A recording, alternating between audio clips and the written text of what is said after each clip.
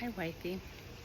I'm gonna just wanted to leave you a message, um, just about stuff, and I guess it's really me trying to verbalize what happened between us, or not verbalize, but sum it up because I don't really still understand. And I love the idea that we're going to go see a therapist and it's just taking some time to find the right person and all that. But in the meantime, it's just a hard thing to explain other than I guess maybe it's a projection thing. Maybe I'm feeling insecure because I'm constantly, not constantly, I don't want to say that. I'm trying to be really careful because you're more of a wordsmith and, you're the lawyer and better with your words. And I'm just like, ugh, diarrhea of the mouth person. But, I mean, you know that. I also find myself repeatedly explaining or needing to explain who I am and where I'm coming from. Maybe you forget that I just have blah, and I guess the projection thing, and I'm trying to because I'm trying to take ownership a little bit of this. I don't know. I just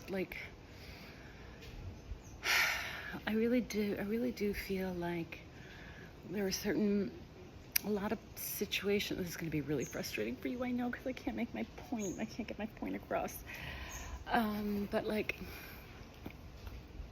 when it comes to how you speak to me, it's just different than you would with anyone else.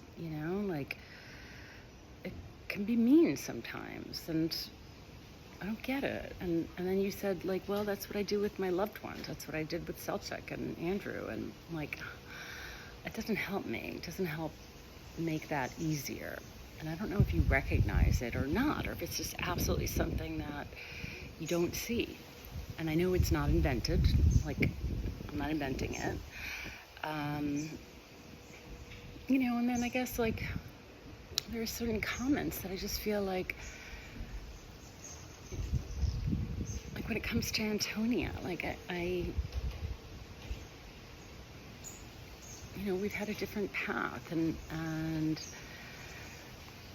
I just feel maybe it's she's an extension of me, and so sometimes when you're talking to her or about her, maybe you're seeing a little bit of me, and it's just not, and then of course, once again, whenever Marty and I talk about anything, he's like, give me specifics, and I fucking can't remember. I don't remember. This is just something that I've been feeling, and sure, we can just continue to want to hear specifics and write them down and correct them, but I don't know. I mean, the last thing was with Antonia anyway, because we were talking about it, and she said, she was really hurt a little bit when they missed their flight, and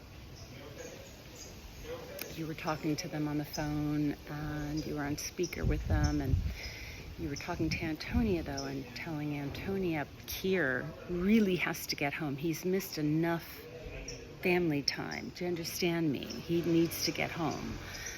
Talking to her I'm just saying this now, she didn't say this, but she was an idiot, and Kier was sitting right there also. And I guess, I don't know, it's just this it's just a sense that I'm not treated completely as an equal, or with kind of the respect. You wouldn't do this, you wouldn't do certain things or speak to certain people in your life, like Sophie or Matilda or Maria. it's like you're just more eager to listen to them. And I guess it's because and that's where I'm trying to figure out where I take ownership on shit. Because I never have a point to make, or I have struggled to make points, and I can't really talk succinctly and nicely. And maybe you're just openly frustrated with that, or not openly, but it's once again, it's like I see it. I don't know. I really have been thinking so much about what happened, and I just want to go back to it being easy, and I know it will. And you're always going to be my wifey and in my life, and no matter what, we're gonna make sure that happens, you and I.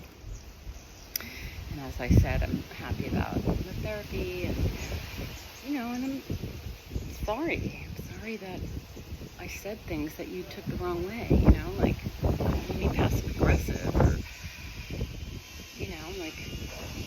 calling you out at the Berlin dinner table.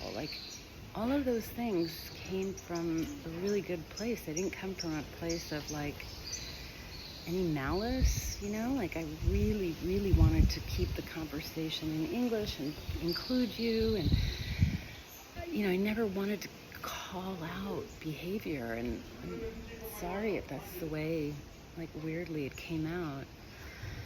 And at the airport, I was just feeling really sick, and I could not come up with a nicer way of saying, let's just meet at the gate. And when I travel, it's sometimes it's just very easy that way. It's you do, we don't have to be attached at the hip. It's it's okay.